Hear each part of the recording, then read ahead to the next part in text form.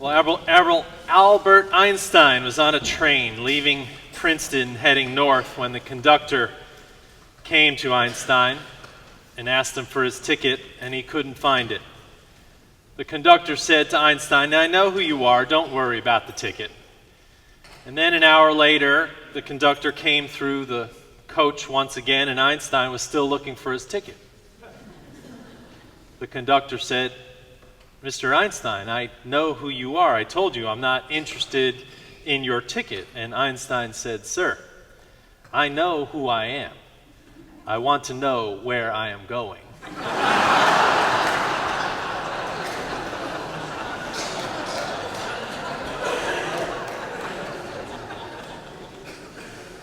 Two existential questions are spoken of in this story. Who are you and where are you going? They are questions, part of human existence. Who are you and where are you going? One way to answer the who are you question is to ask the question, who is the significant person in your life? You can write those down on the back of your order service today. What you think of yourself is dependent on who you think the most significant person is in your life. And what you think of yourself is contingent on what you think the most important person in your life thinks of you. So exploring the question, who are you, might begin with asking, who are the people around you? Who are you is a question I have been asked many times. It is also different than who do you think you are? Which is also a question I've been asked many times. Fred Craddock, the famous preaching professor, told a story about who you are. He told about a seminary professor who was traveling through Tennessee many years ago. Sitting in the restaurant with his wife, he saw a man greeting many of the customers, and he said to his wife, "Please, God, keep this man away from our table." We've all been there. The man stops at the table and asks the seminary professor, "Who are you?" He doesn't know how to answer that. So the man asks, "Well, what do you do?" And he says, "I am a professor of homiletical studies at a theological school," trying to throw the man off, I guess. So the man says, "Oh, you're a preacher." "I have a preacher story for you," he says. "When I was a kid, I was called a bastard boy," he says. "My mother never told me who my dad was. The boys at school made fun of me. All my life, I had the feeling of being different. There goes Ben," they would say. "Wonder who his father was." The man said, "I was ashamed of myself. Ben, the bastard boy, was something everyone called me. And when I was 10, a new preacher came to town. And so I came to church. I came in late and I left early so no one would talk to me when I was sitting there. He said the preacher was a good preacher. He went every Sunday. And one Sunday, the preaching was so good, he forgot to get up before the crowd got up, and he couldn't get out because there were so many people in the aisles. He was trying to weave through the crowd when he felt a hand on his shoulder. He turned around, and it was the preacher, and he said, 'Hey, boy, what's your name? Who is your father, boy?' The boy looked down in shame. The preacher said, 'I know your father. Boy, your father's name is God. You are a child of God. Do you understand?' The man looked at this visiting professor and said, 'The preacher told me that. That is my story. He told me I was a child of God, and it changed my life.' And then the man got up and left. The waitress came over and said to the professor, 'Do you know who that was?' And he said, 'No.' And she said, that was Ben Hooper, the governor of Tennessee. The man understood that Ben Hooper had defined himself in a new way when he was released from the shackles by being asked, "Who are you?" and understanding that he was a child of God, free of the shame. How you define yourself matters. How you understand your place, your position, your heritage, your faith, your relationships, your presence, your effect on all of us matters. How you see yourself, whether through your significant other or any other way, matters. It shapes how you walk through the world. It shapes how you interact with the world. Now, I've been thinking about this Passover story in the context of these questions: who are you and where are you going? The story, as we told, is the story of the Jews, slaves in Egypt, who are released by the Pharaoh. Moses goes to the Pharaoh continuously, back and forth. And each time he comes back, he says, no, the Pharaoh's not going to listen to me. Remember, Moses was a stutterer. He had his own sense of shame. But God kept pressing Moses. Tell the Pharaoh, I will do these things for you. Be a leader. Take your people out of slavery.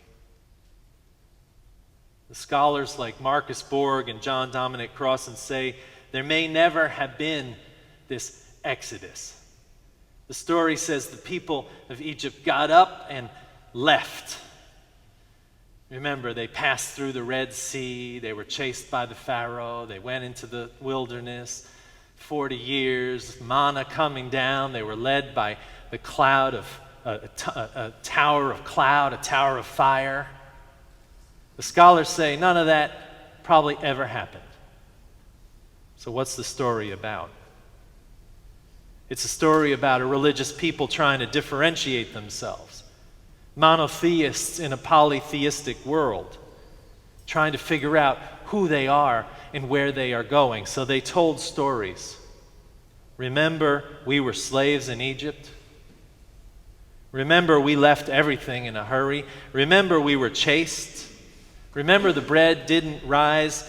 Remember, we ate that flat bread anyway. Remember, we wandered in the wilderness led by a crazy man. Remember, we wanted to go back to slavery. At least in slavery, we had regular meals and steady work, homes to care for.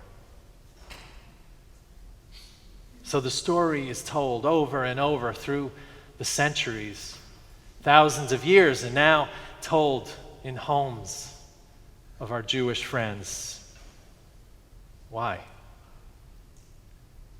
A people trying to figure out who they are and where they are going. Passover is a story of people asking themselves these questions, with the answers being, you are children of God. You are a people who will not take an easy way. You will be a people who are cantankerous on occasion, who refuse to be enslaved, a people who fought to practice your faith, a people who were tempted by false idols, a people who were tempted to side with the powerful for easy gain. You're a people who are guided by ethics and moral codes of conduct. All those things could be said of us too, coming out of that same heritage. A story asking us who we are. And the Passover story is also asking us, where are we going? Remember, in the story, there's a lot of wandering around, a lot of feeling lost, a lot of we don't know where we are. The road signs are all backwards and messed up. Nobody's got a map. We're following this crazy Moses. He's got a big staff. He keeps saying, keep going, keep going. Sounds like some family trips I've been on.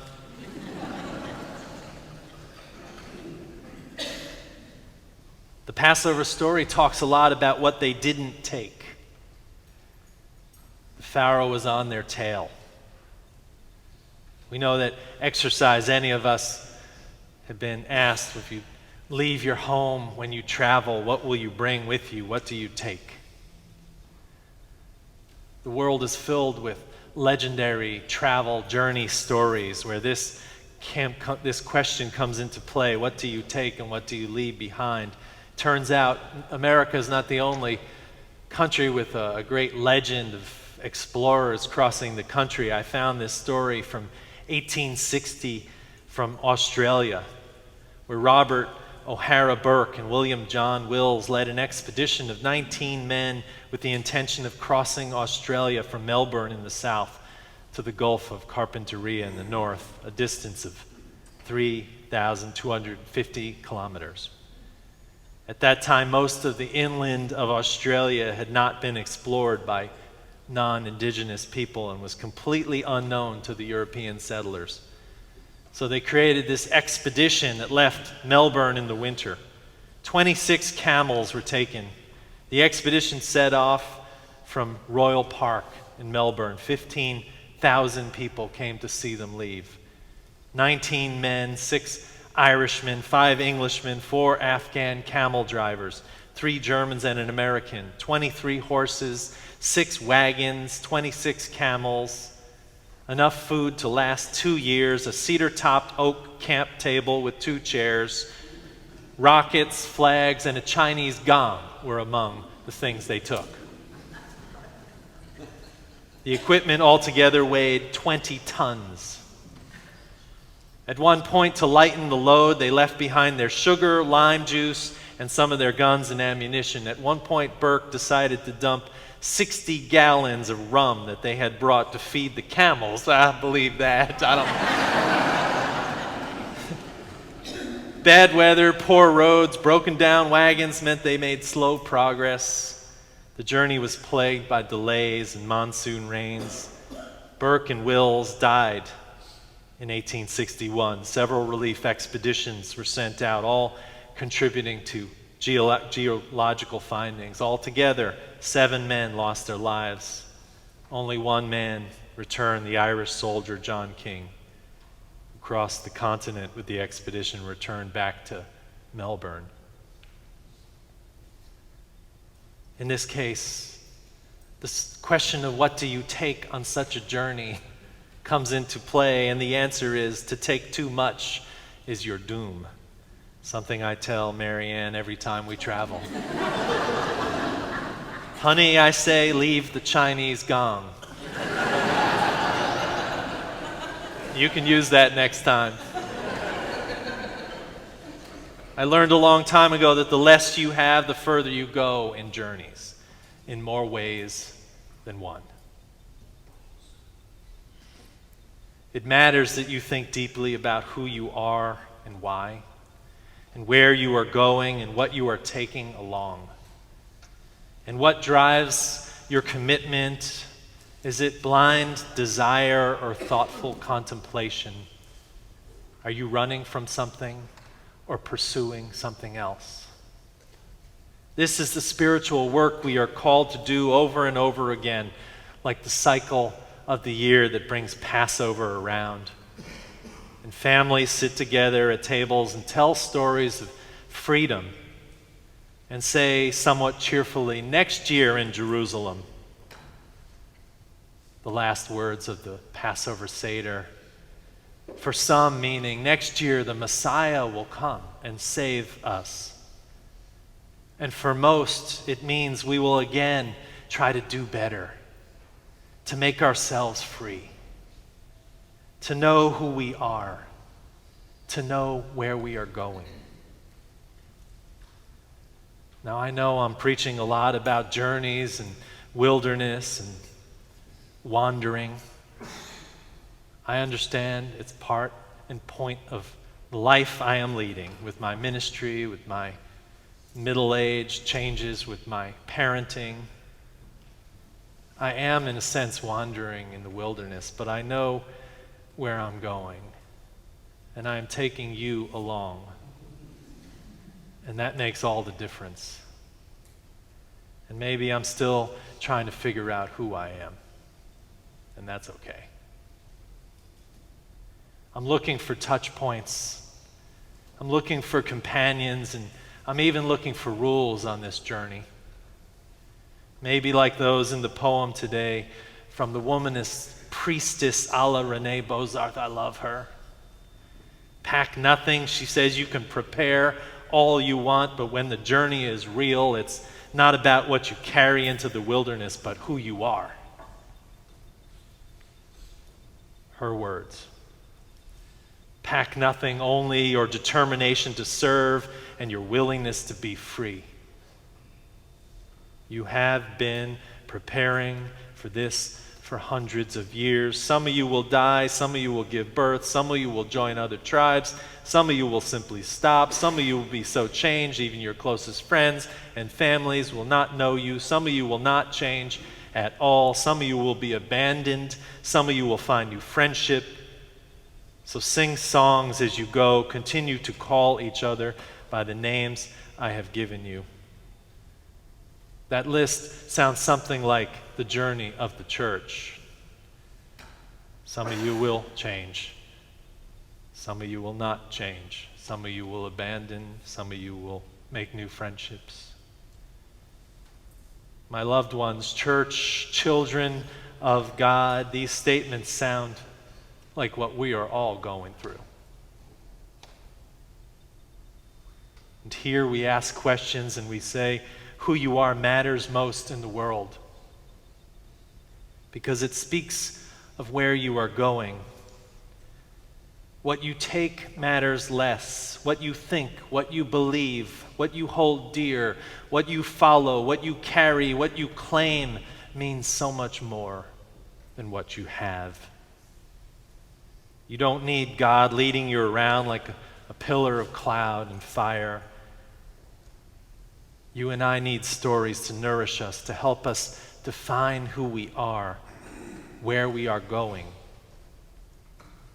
and a little trust in the world around us.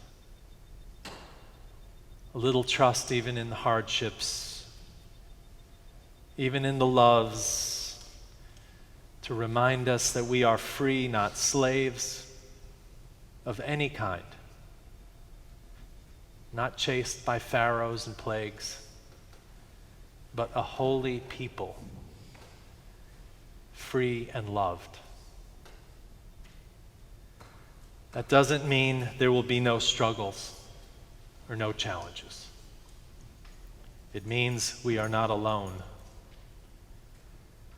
And we live to answer the most precious questions we can face. Touch each other, the poet said. Tell your children lest they forget. Do not let your children sleep through the journey's hardships. Keep them awake and walking on their own feet. Do not go back. I am with you, and I am waiting for you.